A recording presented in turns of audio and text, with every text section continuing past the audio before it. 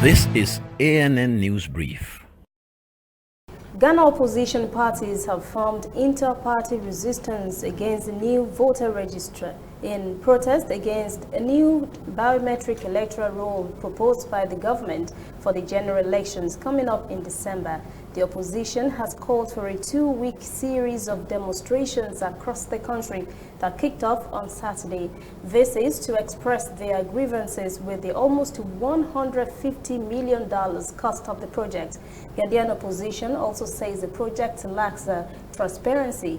They also expressed concerns about the additional facial recognition technology. Critics say that feature in the new biometric voter registration system lacks accuracy when analyzing black faces.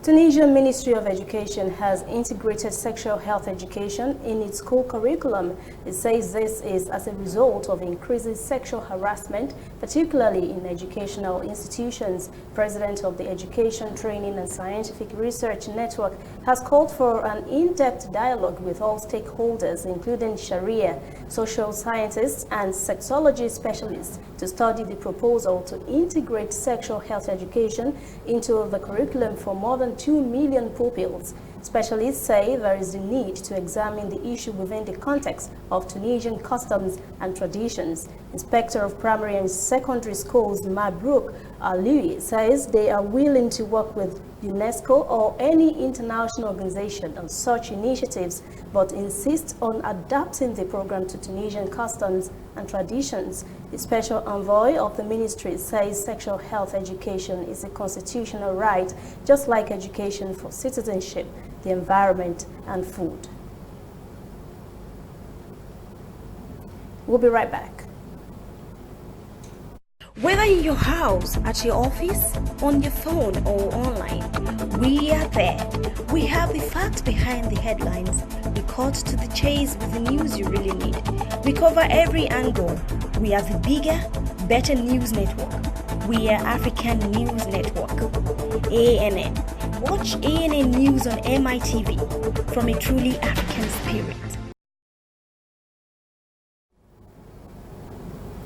Chinese State Councillor and Foreign Minister Wang Yi has visited Zimbabwe and held talks with the country's Foreign Affairs and International Trade Minister Sibusiso Moyo in the capital Harare on Sunday. Wang Yi arrived in Zimbabwe on Saturday evening after visiting Egypt, Djibouti, Eritrea and Burundi.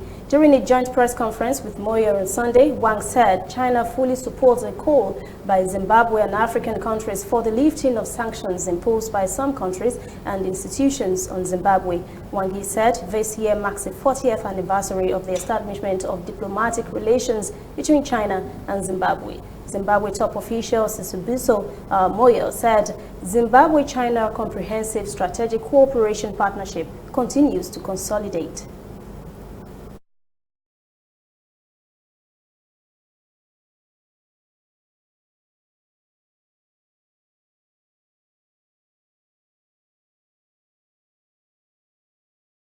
Can see opportunities within each other, which others are not seeing.